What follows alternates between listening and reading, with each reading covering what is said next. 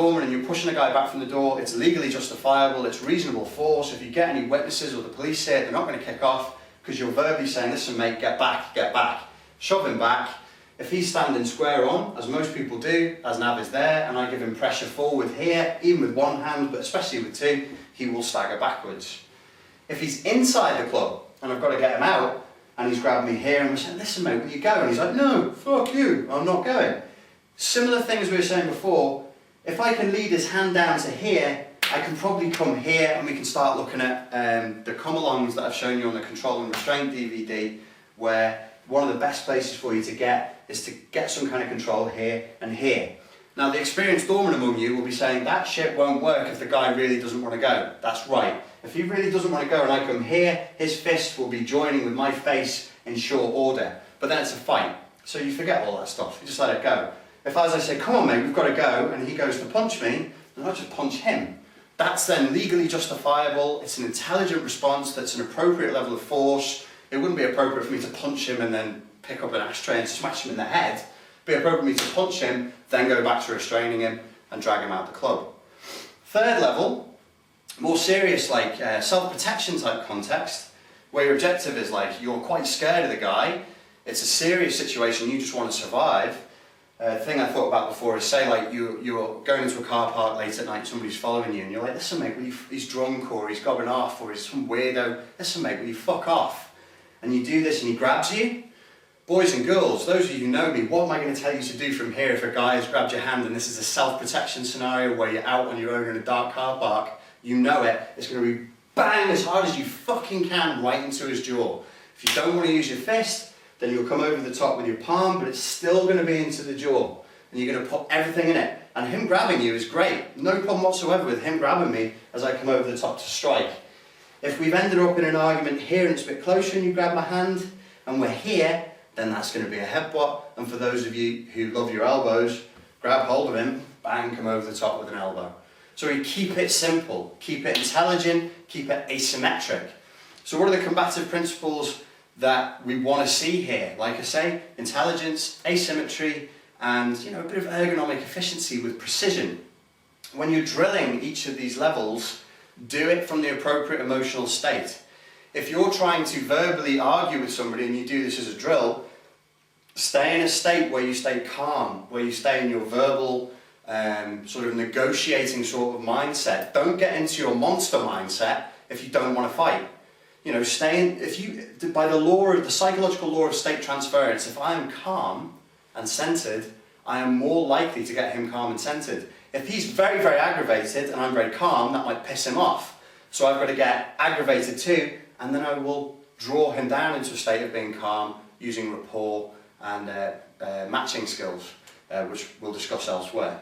So it's all state-based. Keep it state-based. If you're going to drill this as a self-protection level context, then you just smash him straight in the jaw, bearing in mind what your core objectives are, which is to just get the guy off you and get out of there, survive by any means necessary. Okay guys, thank you.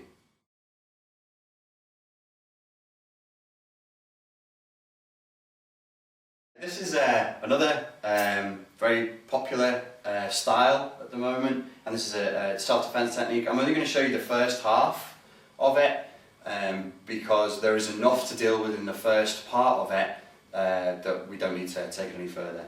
Okay, the technique as it is shown is with no attack whatsoever from the opponent, to simply kick into the groin. As he goes forward to protect his groin, I then take my left forearm, I shuffle in with the left forearm close to my body like this, and step here. The voiceover says this will break his left clavicle. Then I take my right forearm, and exactly like this, I step in here, and the voiceover says this will break his right clavicle. Okay, so let's run through that again.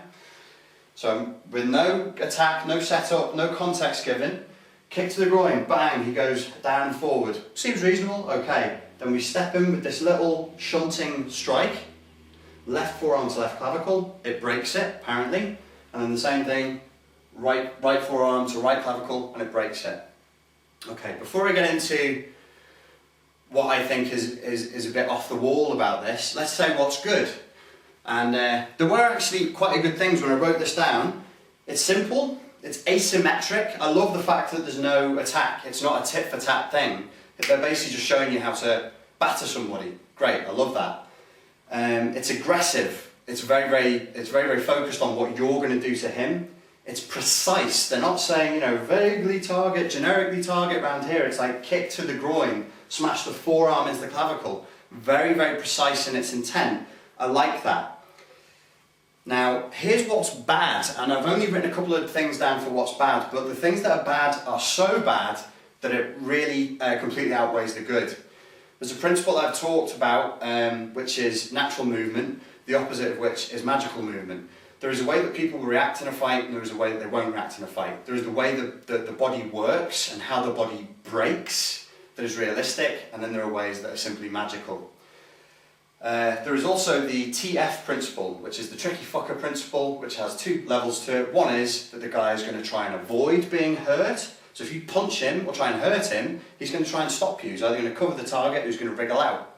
It's natural, isn't it? And the second part of it is, he's going to fight back. He's going to hurt you. You deny these principles, you ignore them, and you can start to stack very, very optimistic suppositions about how the world will work when you get into a fight. Let's look at the first one. If I kick this man in the groin, that he will make this position. I cannot assume that. I have no way of knowing that. You won't often see me advocate groin strikes or groin kicks. Groin kicks particularly for this reason. You have no idea how the person's going to react.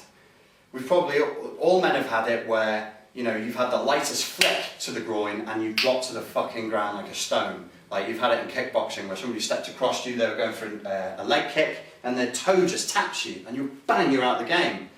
But then there are other situations where, you know, I've actually been hit quite hard with a full force shot and just carried on going for 30 seconds, 45 seconds, and then later I've been like, fuck, I'm in bits.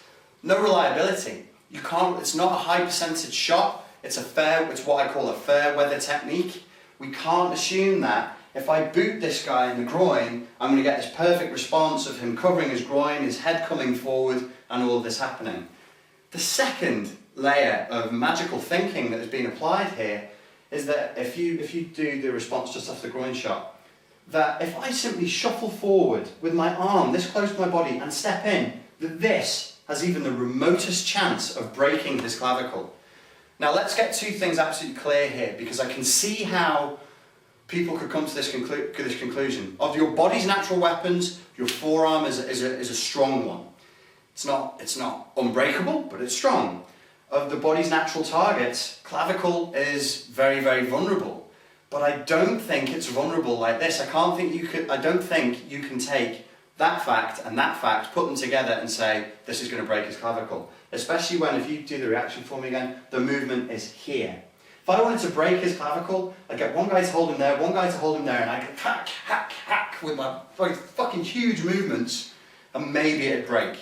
Most of the clavicle breaks I'm aware of in martial arts came from Aikido and Judo, where the dude had been thrown, and it was his own fucking body weight, and the guy landing on him that had busted his clavicle. Now that'll cause a clavicle break.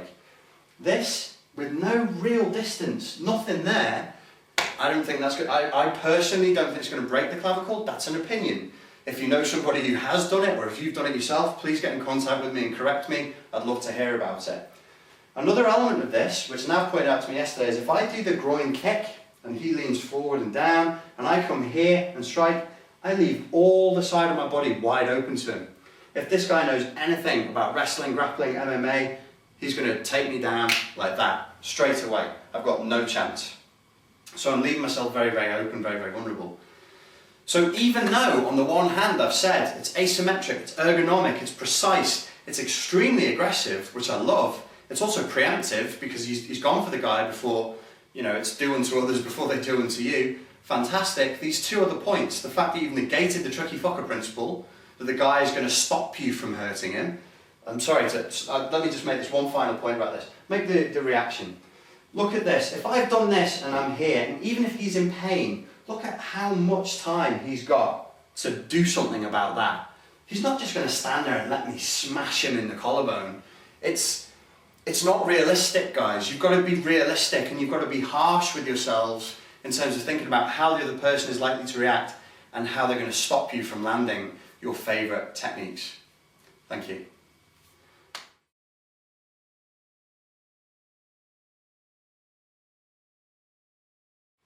Okay guys, this is the final technique I'm going to be covering with you on this DVD course, and of all of them I would say that this is my favourite one because I think it probably ticks the most number of boxes for positively in terms of obeying combative principles, and it's a very, very simple technique. It comes from what some people call a roundhouse punch, or I would call a haymaker punch.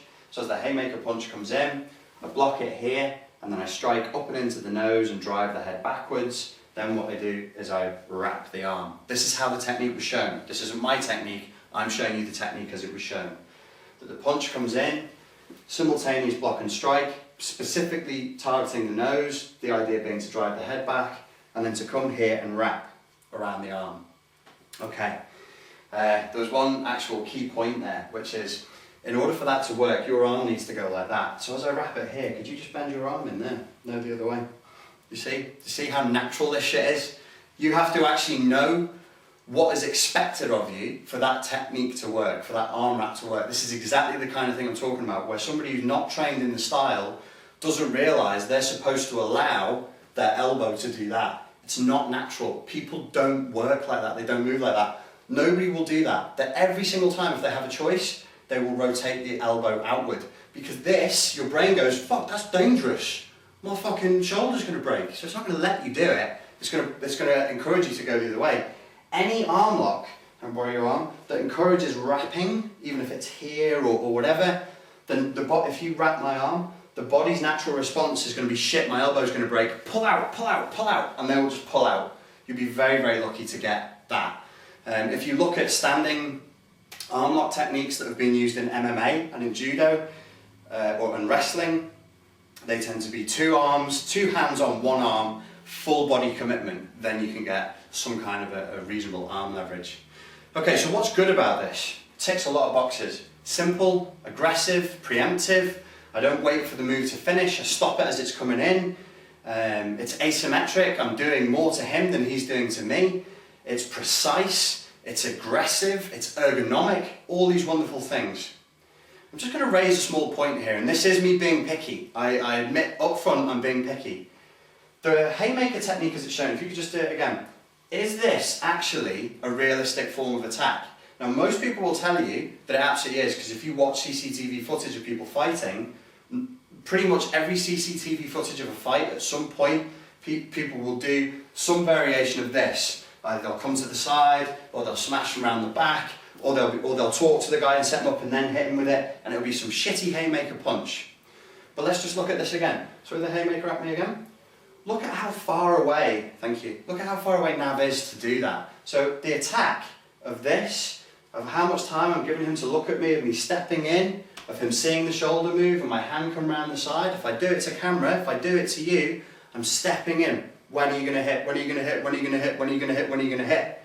Do you know what I mean? It's not actually, and this is the combative trap that I think we can all fall into, which is we do stuff that kind of looks street, and we think, yeah, that kind of looks quite street. It's not a karate thrust punch, it's a sloppy haymaker, which is how they do it in the street, isn't it? Yeah, so that's street.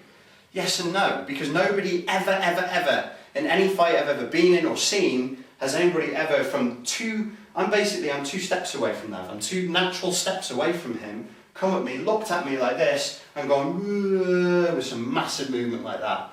So is it a realistic attack? It's more realistic than that, but what would make it more realistic? There's another principle here where we have to put in, I'm not going to swear again, I swear too much in the DVDs, a frack up factor. The frack up factor is the opposite of the fair weather technique. No lighting, no footing, no space, no time. We're on a good, stable floor here with stable footwear on, it's not slippy, and loads of space and loads of time, with an attack coming from the front. And if you think about it, this is like a Mr. Chumley Warner self-defense DVD. I'm going to attack you now with a haymaker. Unlikely. How's a haymaker more likely going to come in? Imagine instead we're in a really busy bar, we're arguing at the bar, people are jostling into us, there's loads of fucking sensory information, there's strobe lights and shit, I can't even hear what he's saying, and I just get pissed off and I just haymaker him right in the side. That's more likely. That's a more realistic attack. But I am aware that I am being slightly picky here. Let's put this back into a context. Imagine this is your drunk cousin. What's a good response to the drunk cousin coming at you like this? Basically, you just don't want to get hit in the head. It's actually not that big a deal to receive a haymaker. I've been hit with haymakers, and if it comes around the top of your head or around the back of your ear, you know, and they're hitting with that part of the fist, it's not going to do you any more damage, and it's not going to hurt. Stubbing your toe in the door hurts more. It clumps around the side of your head, and you're like, oh, that's it. Not a nice feeling, but it doesn't do that much damage. So there isn't really that much to worry about. If somebody is going to chuck it at you and you don't want to hurt them, then just cover. I would say just cover up. There is this thing when we forward engineer time and space, and we force time and space into the technique, where you will see, if you throw that again, you will see people doing blocking motions. I've never seen, nor have I ever been in a fight where I could have ever blocked, with a stiff arm block, any punch. I think it's one of these things that is like an echo left over from traditional martial arts, this kind of thing. And because